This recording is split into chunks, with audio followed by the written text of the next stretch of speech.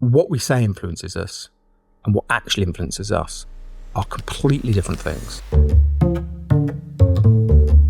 How do you sell something without an understanding of your consumer's mental operating system? Like if you are a bank and you've got customers who've never saved for a pension, well, target them when they're 29 or 39. It's very hard to demonstrate that you are trustworthy or high quality. You can only claim that you're those things. Now remember, everyone is seeing exactly the same clip, but their interpretation varies significantly based on the words that are used. So behavioural scientists don't ask people why they do the things they do, but instead they set up simple test and control experiments to get to the truth. Hello everybody and welcome back to the Marketers Debrief podcast from Journey Further. Today I've got a super exciting guest in the studio. Richard Shotton is a behavioural scientist, author and expert marketer who maintains that the more you can understand behavioural science, the more you can understand marketing. Richard, hello and welcome to the podcast. Very nice to see you. Thanks for having me. You are more than welcome. The pleasure is all ours. Firstly, is that assumption correct? Sort of the more you understand or can understand the way in which humans think and then act, the better you can understand how to market to them. Yeah, I think that's absolutely fair. So if you think what behavioural science is at its heart, it is the study of how people make decisions and how to influence those decisions. That's what it really is. And then marketing is really a practical attempt to change people's decisions in a commercial setting. So there is absolute overlap. How do you sell something without an understanding of your consumer's mental operating system?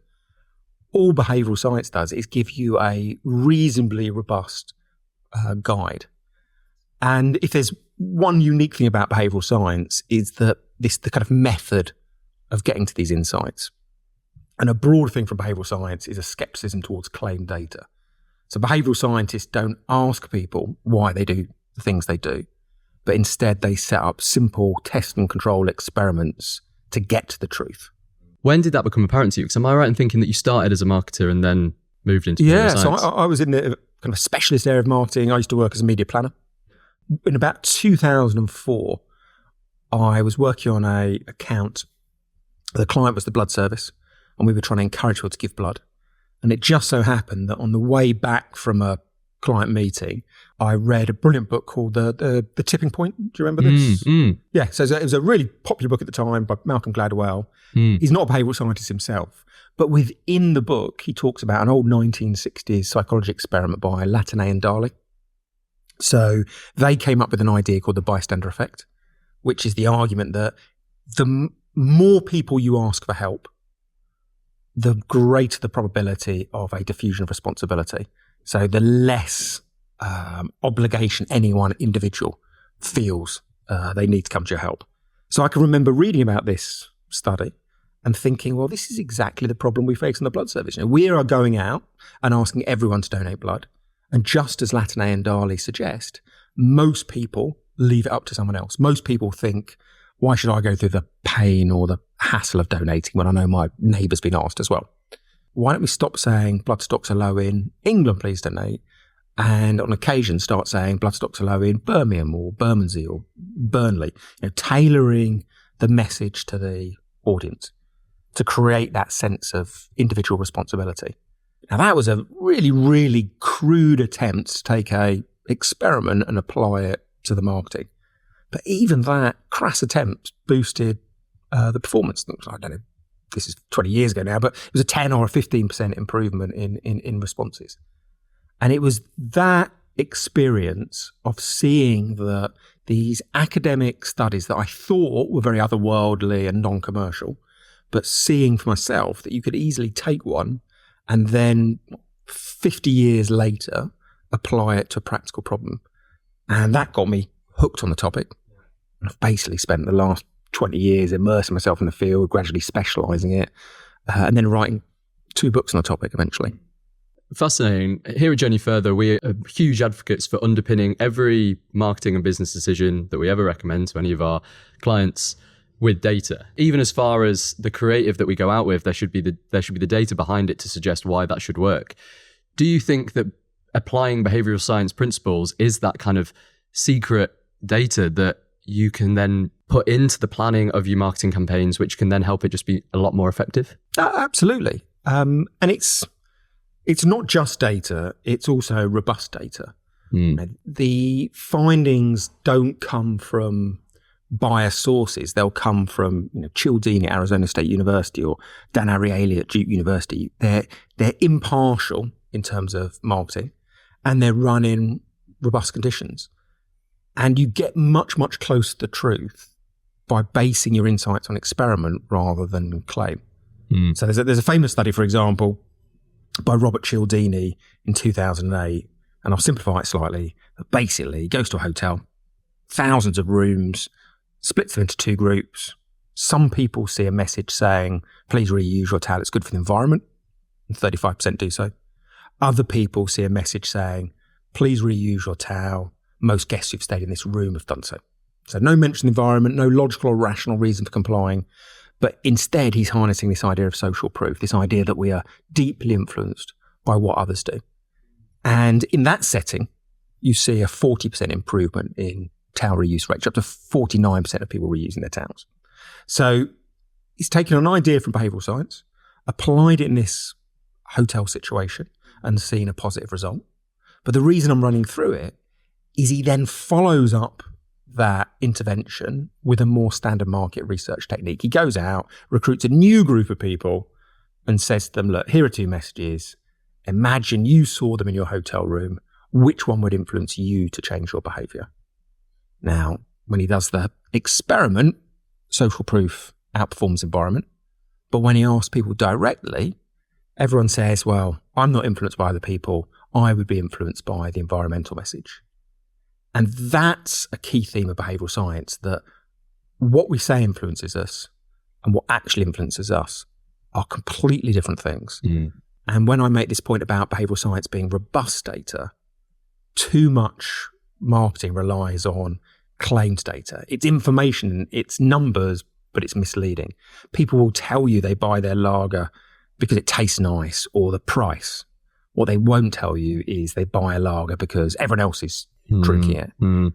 And behavioural science is one route to get to these genuine drivers of behaviour. You mentioned your two books a minute ago. So The Choice Factory and The Illusion of Choice. That's right, yeah. I finished The Illusion of Choice 2 weeks ago. Excellent. Brilliant. So insightful, great format, very digestible, loved it. So I think in the book you outline, is it 16 behavioural biases? 16 and a half, crucially. Yeah. Which I did like, nice touch. There were so many amazing principles in that, which I found so interesting. I'm going to try and cover a few of them today. I think it was the first one, habit formation, really intrigued me. Could you summarise why habits are a crucial time for a brand to get in front of their consumer? Yeah. Habits are a bit of a problem for brands, because the theme of behavioural science would be that we are a simple animal dealing with a complex world. And we're always, we've got hundreds of decisions to make. So as humans, we're always looking for ways to make our life easier, to be able to decide things faster and quicker. And one way we do that is not even to weigh up a decision. It's simply to repeat what we did last time in a similar circumstance. That's basically what a habit is. You enter a familiar situation and you just repeat what you did last time. If someone is just behaving automatically, how as a brand do you persuade them to pick your brand instead? If they're going into market and they're just repeating unthinkingly their purchase behaviour.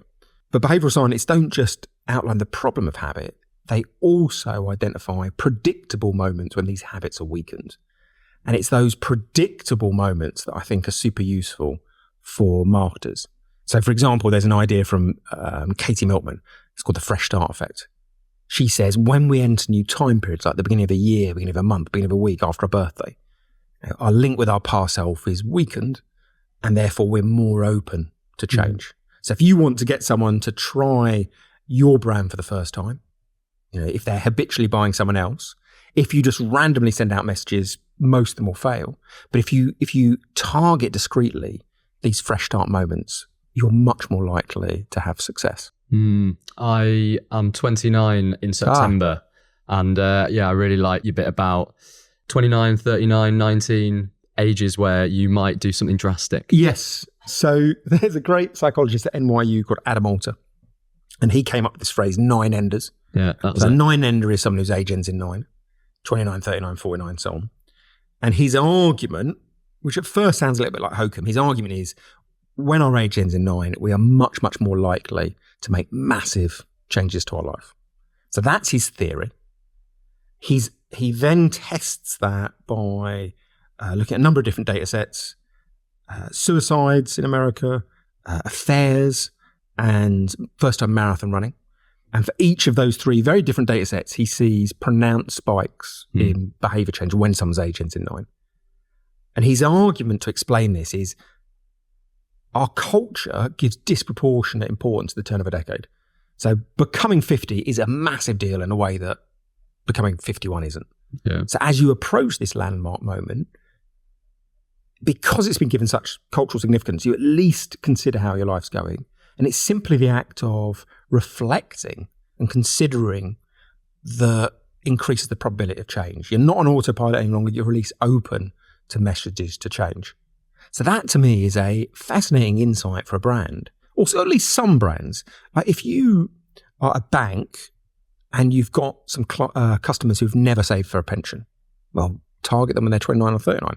If you maybe are a gambling company and you're nervous that some people have got a dangerous relationship with betting and you want to break that bad habit, well, target them when they're 29 or 39. If you want to get someone to quit smoking, it's a great moment to do so.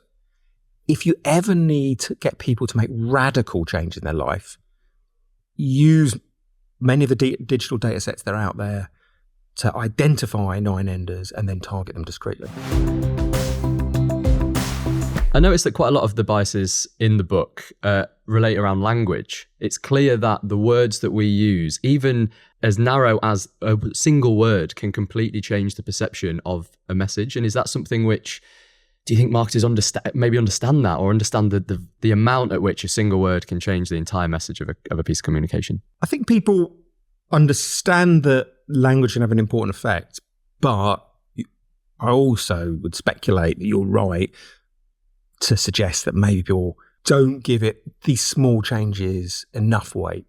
So that the famous study that supports the idea that small change language have a big effect is a study from the mid-70s by Loftus and Palmer. They played participants a video of a white car crashing into another car. This is framing, right? Yeah, I think language framing, yeah, absolutely. And some people, they said, they went, watch the video, and then after the video had been watched, they said to the participants, how fast do you think the cars were going when they smashed together? Other people, they showed exactly the same video, but they said, how fast do you think the cars were going when they bumped together? And people who heard the word smashed estimate the white car was going, I think it's 40, 41 miles an hour. People who heard the word bumped estimated 30 miles an hour. So I think it's this 27% variance in estimates of speed dependent on the language that's used. Now remember, everyone is seeing exactly the same clip, but their interpretation varies significantly based on the words that are used. So Loftus's argument is we do not experience the world completely objectively. We experience it through a lens of the language that's being used. And if you change the words to describe a situation, you can change how people interact with it. That is fascinating and also quite terrifying then, I guess, when marketers are coming up with a campaign or they're coming up with an ad or coming up with the latest bit of comms that they're going to go out with. They really need to think about every single word that's used. Yes, although they don't have to discover everything for themselves. That's the great thing about behavioural science. There are literally thousands of psychologists today working on, behavioural science findings and experiments. And maybe the way to think about it is you have this giant research team. They're constantly publishing their results. They're putting them into the public domain. All you need to do is match the existing research to your challenge. And if you do that, you're supercharging your research team. You're drawing on some of the greatest minds in the world and at no meaningful cost. There seems to be a bit of a trend at the moment, particularly online social ads, of really leaning into lo-fi campaign messaging and then also particularly humour. Great examples of this, Liquid Death, they're really sort of going against the grain, and Surreal, particularly online on LinkedIn. You can't spend a day on there without seeing one of their ads.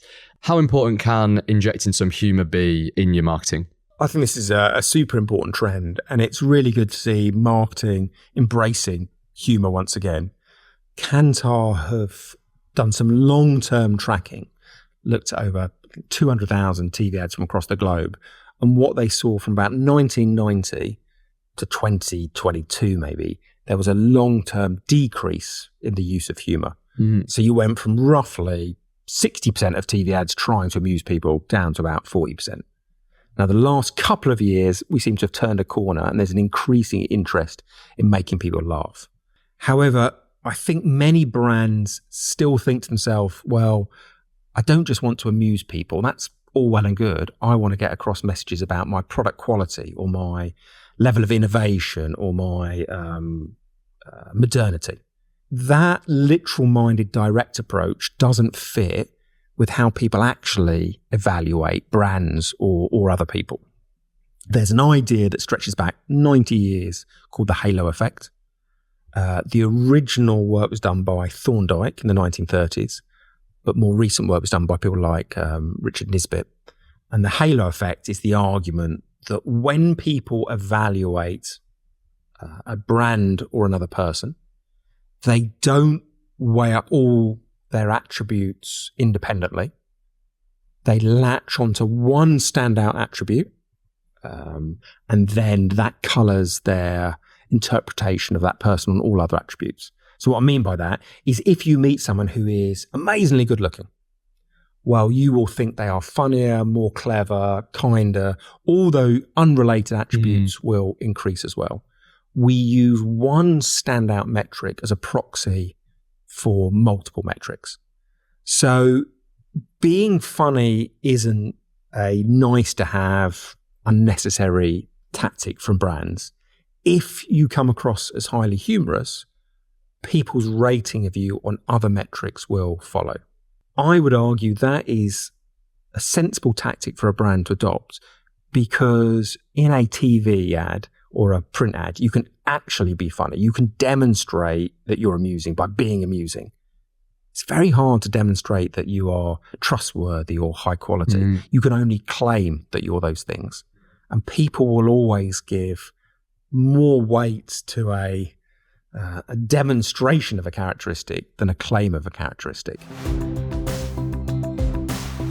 We like to end each podcast with a book recommendation for our book club. Now, I'm super excited to hear this because I imagine you've read quite a lot of books. So if you was to recommend a book to the book club community, what would it be and why? Oh, great shout. I would probably go Alchemy by Rory Sutherland. Rory is a copywriter by trade and hugely interested in behavioural science, set up Ogilvy, consult Ogilvy Change.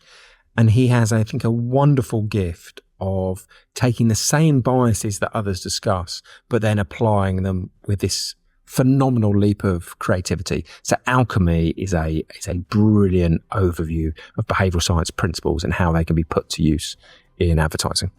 Richard, you've done my job for me because he was a guest on our old podcast, which we can now show and promote and get you to click on and watch. Richard, thank you so much for the past hour. It's been fascinating. Fantastic. Thank you for having me.